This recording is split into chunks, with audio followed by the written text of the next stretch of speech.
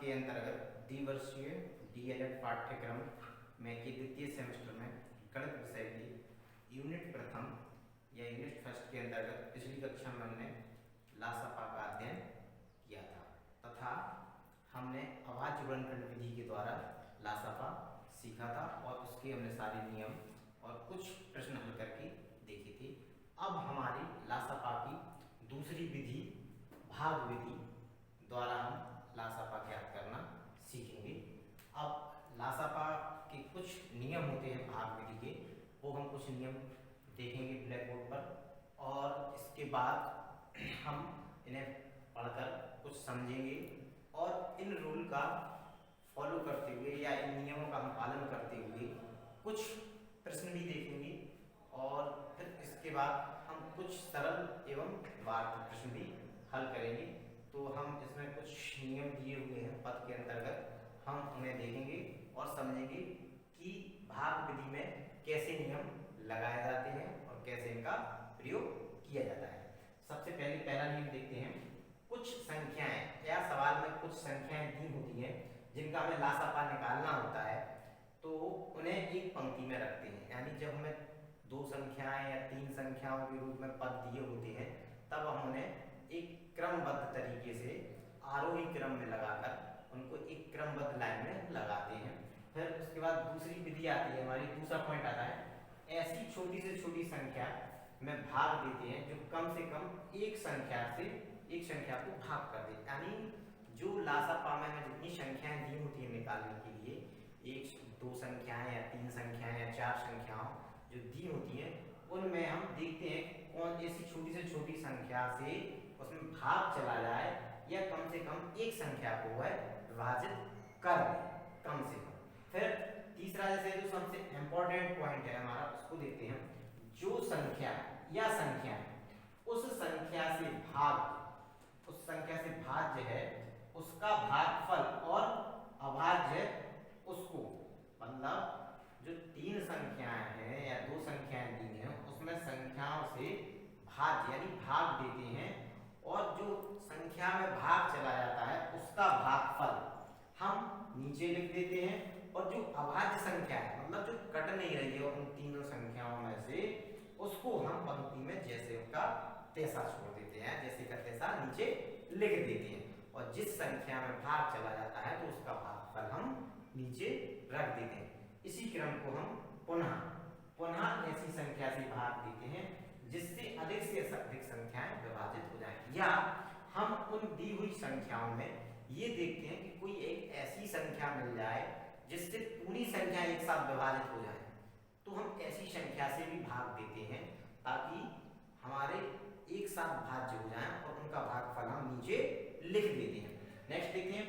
फिर इसी क्रम में हम पद नंबर तीसरे का बार-बार रूल का हम फॉलो करते जाते हैं। फिर यह क्रिया हम तब तक करते जाते हैं जब तक कि पंक्ति की सभी संख्याओं के नीचे एक ना आ जाए। यानी हम ये क्रिया जब तक करते हैं जब तक पंक्ति में सबसे नीचे सब संख्याओं के नीचे एक ना आ जाए, तब तक हम लासपा निकालते रहते हैं और नेक्स्ट संख्याओं का अगली संख्याओं का भाग देते जाते हैं और जब हमारी सारी संख्याओं के नीचे एक आ जाता है तो हम समस्त गुणनखंडों को गुणा करके लासा हम ज्ञात करते हैं। अर्थात इसका मतलब ये हुआ है कि जब सब संख्याओं के नीचे आ जाता है तो जितनी संख्याओं से हमने भाग दिया उन पदों में उन सबको हम गुणनखंड कहते हैं और उन गुणनखंडों का आपस में एक साथ गुणा करते हैं और गुणा करने पर जो संख्या हमें प्राप्त होती है वो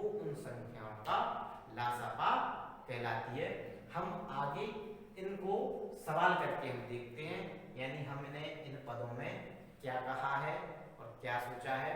इसके लिए हम अभ्यास करके देखेंगे, यानी हम अभ्यास करेंगे कुछ क्वेश्चनों का जिससे हमें आसानी हो जाएगी सरल करने में कि भाग विधि क्या कहलाती है। हम इससे संबंधित कुछ प्रश्न करते हैं। आइए हम देखते हैं इससे संबंधित कुछ प्रश्न।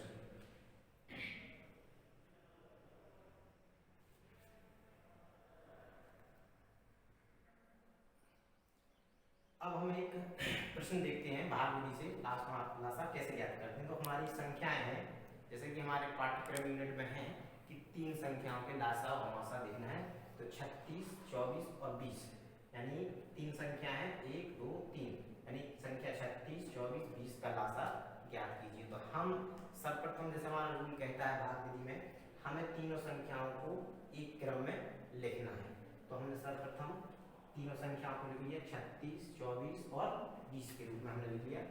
अब हमारे जैसा कि हम फर्स्ट डीएलएड फर्स्ट सेमेस्टर में हम पढ़ के आ चुके हैं, हमारे पिछले पाठ्यक्रम में हमने विभाज्यता का नियम देखा था। जैसा हमारा विभाज्यता का नियम क्या कहता है कि जिन संख्याओं के इकाई के अंक देखे जाते हैं, अगर इकाई के अंक में जैसे हमारा सबसे पहले 2 यानी 2 का विभाज्यता का नियम क्या कहता है कि इकाई का अंक 0, 2, 4, 6 और 8 दिया हो तो वो संख्या 2 से पूरी विभाजित हो जाती है। उसी का नियम का हम पालन करते हुए देखते हैं कि इकाई के अंक में 0 भी है, 4 भी और 6 भी है, अर्थात हमें पता है कि इन संख्याओं में 2 से भाग पूरा चला जाएगा। तो हम सर्वप्रथम 2 का भाग 36 में देंगे, तो 2 का 36 में भाग देंगे तो 2 का भाग 36 में भाग देंगे तो 18 आएगा उसका आंसर। तो हम उस भागफल को उस संख्या के नीचे लिख लेते हैं। फिर 2 का भाग हम 24 में देंगे, अगर ये संख्या इसको विभाज्य कर रही है या भाज्य कर रही है या उसको पूर्ण रूप से विभाजित कर रही है तो हम 2 का भाग 24 में भी देंगे और इसका भागफल हमें कितना प्राप्त होगा 12, तो हम उसको इसके नीचे लिख देंगे 12। 2 का भाग 20 में देंगे तो 10 बार चला गया तो हमने इसको 10 लिख दिया। अब नेक्स्ट स्टेप हमारा जो दूसरा स्टेप कहता है कि फिर हम संख्या में भाग देंगे, जिस संख्या से भाग चला जाएगा तो हम इसमें विभाज्यता का नियम फिर लगाएंगे, तो ये संख्या 2 से फिर विभाज्य जुड़ेंगे। तो हम इस संख्या में जब तक 2 का भाग देंगे, जब तक 2 का भाग इसमें जाता जाएगा और चलता रहेगा, जब तक इसमें ऐसा ना हो कि भाग जाना बंद कर दे, तब तक हम इसमें कंटिन्यू या बराबर हम भाग देते रहेंगे। फिर इसमें तो पुनः दोबारा 2 का भाग देंगे 18 में, 2 नाम 18, 2 छक्के 12 और 2 पंचे 10। अब हमारी संख्याएं बदल गई हैं, हमारी संख्याएं परिवर्तित हो गई। जैसा कि अंक 9, 2 में 9 नहीं आता है, इकाई का अंक 9 विभाज्य नहीं होता है। 6 विभाज्य होता है, 2, 5 विभाज्य नहीं होता है 2 से, लेकिन 6 एक ऐसी संख्या है जो 2 से कट रही है, तो हम इसको पुनः 2 से भाग देंगे। 9 हमारी कट नहीं रहे। अब हम नेक्स्ट स्टेप पे आते हैं, देखते हैं अगर संख्या 2 का 9 में भाग नहीं जाता है तो वो ज्यों की त्यों नीचे हम लिख लेते हैं। ठीक है, तो हमने 9 को ज्यों का त्यों लिख लिया। फिर 2 का भाग 6 में दिया, 2, 3, 6, 2 का भाग 5 में नहीं जा रहा है तो हमने 5 ज्यों के त्यों कर दिए।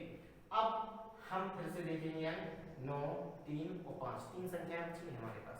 कितनी संख्या बची है 9, 3 और 5। अब इसमें 2 से भाग नहीं जा रहा है तो हम 2 से भाग नहीं देंगे। 2 के बाद कौन सी संख्या आती है 3, तो हम सर्वप्रथम देखेंगे कि 3 से इन संख्याओं में कितनी संख्याओं में भाग जा रहा है। तो 3 में 9 का भाग जा रहा है, 3 में 3 का भाग जा रहा है और 5 में 5 का जा रहा है। लेकिन हम सर्वप्रथम छोटी संख्या का भाग देंगे, यानी 2 के बाद बड़ी संख्या कौन सी आती है आरोही क्रम में 3, तो हम 3 का इसमें भाग देंगे। 3 त्रिका 9, 3 एकम 3, 5 ज्यों की त्यों, क्योंकि 3 का भाग 5 में नहीं जाता है तो 5 को हम ज्यों का त्यों नीचे लिख देंगे। ठीक है, फिर नेक्स्ट बार हम 3 का फिर भाग देना है और हमें भाग कब तक देना है, क्रिया कब तक करना है, ये क्रिया में जब तक करना है जब तक कि नीचे सबके नीचे 1 1 1 ना आ जाए तब तक। तो फिर हम इसको 3 से भाग देंगे, 3 एकम 3, 1 1 और 5 बचता है शेष, यानी अंतिम पद हमारा 5।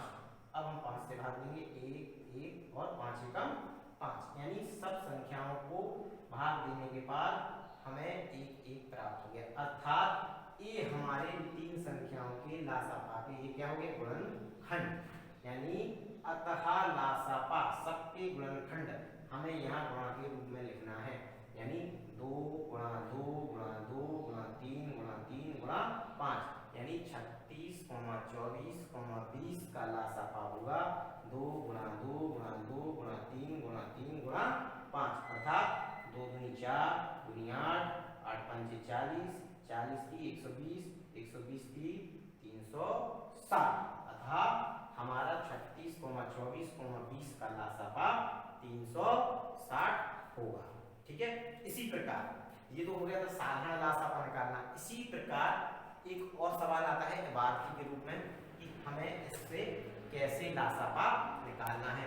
तो प्रश्न है हमारा, वह छोटी से छोटी संख्या बताइए जिसमें 75, 80 और 135 से भाग देने पर प्रत्येक दशा में 3 शेष बचे। मतलब इन तीनों में हमें एक ऐसी संख्या चुनना है कि जिसमें भाग देने पर प्रत्येक दशा में 3 शेष बचे। ऐसी संख्या निकालना है कि किसी भी संख्या से छोटी संख्या से अगर हम भाग दें तो प्रत्येक दशा में हमेशा 3 शेष आना चाहिए, यानी वो कटना नहीं चाहिए, पूरी विभाज्य नहीं होना चाहिए। तो सर्वप्रथम हमारे पास 3 संख्याएं मैंने आरोही क्रम में लिखेंगे, 75, 80, 35, और इसमें हम जल्दी से जल्दी भाग करके देखेंगे, विभाज्यता का नियम लगाएंगे ताकि बड़ी संख्याएं और जल्दी से कट जाएं। तो सबसे पीछे शून्य है, यानी 2 से कट जाएगी ये संख्या, कोई ना कोई संख्या कट रही है। 75 2 से विभाज्य नहीं होगी, 80 विभाज्य हो गई है, यानी 40 बार भाग चला गया है, 40 ज्यों के त्यों लिख दिए हैं, 35 ज्यों के त्यों, क्योंकि 135 में भाग नहीं गया है 2 का। अब 2 का भाग 40 को फिर डिवाइड करेगा, 20 बार गया, हमने 20 लिख दिया, ज्यों के त्यों, 135 ज्यों के त्यों, 75 ज्यों के त्यों।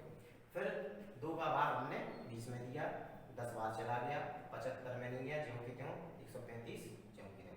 फिर 2 का भाग हमने 10 में दे दिया, 2 पंचे 10, ये दोनों संख्याएं ज्यों की त्यों आ गई। अब संख्याएं बदल गई, अब सबके पीछे इकाई का अंक 5 हो गया है, तो इकाई का अंक 5 हो गया है, यानी संख्या हमारी 5 से कट जाएगी। 3 का विभाज्यता का नियम क्या कहता है हमारा, इससे हमें पता चल जाए कि संख्या 3 से कट रही है। तो 3 का विभाज्यता का नियम कहता है इकाई और धाई, संख्या इकाई और धाई का योग अगर 3 से कट जाए तो वो संख्या 3 से विभाज्य है। जैसे कि 7 और 5 दोनों जोड़े तो 12 होता है, यानी 3 के भाग में 12 आता है, यानी 75 हमारी 3 से कट जाएगी। 5 और 3 8 और 1 9, यानी 135 का योग 9 आ रहा है, यानी ये भी 3 के पहाड़े से कट जाएगी। तो हम इसको सर्वप्रथम 3 से भाग देंगे, 3 का भाग 75 में दिया, 25 बार चला गया, 3 का भाग 5 में दिया, नहीं गया, 5 ज्यों के त्यों, 135 में दिया, 45 बार चला गया, 45 लिख दिए। इसके बाद हम और जल्दी करते हैं, इसको छोटी छोटी संख्या में परिवर्तित करते हैं, तो हम इसको सीधे बड़ी संख्या से दे देते हैं भाग, यानी सबके पीछे इकाई का अंक 5 है, यानी ये अंक संख्या 5 से भी कट रही होगी, 3 के साथ साथ 5 से भी कट रही होगी, क्योंकि अभी 5 और 4 9, इन दोनों का योग 9 हो रहा है, यानी ये भी 3 से भी कटेगी। लेकिन हम इसको और सॉल्व जल्दी कर ले छोटी संख्या, तो हम इसको 5 से हम भाग दे सकते हैं। 55 25 5 बार चला गया, 5 एक बार आ गया, 5 नाम 45 9 आ गया, 5 से दिया, 5 एकम 5 1 और 9 ज्यों के त्यों। इसको 3 से दिया, हमने जैसा कहा था कि 3 से एक बार और छट जाएगी संख्या, 3 त्रिका 9 और 3 एकम 3, यानी सबके नीचे एक एक आ गया, यानी ये हमारी संख्याओं के गुणनखंड, लासापा के ये गुणनखंड हो गए। अतः लासापा क्या हुआ, 2 गुणा 2 गुणा 2 गुणा 2 गुणा 3 गुणा 3 गुणा 3 गुणा 5 गुणा 5।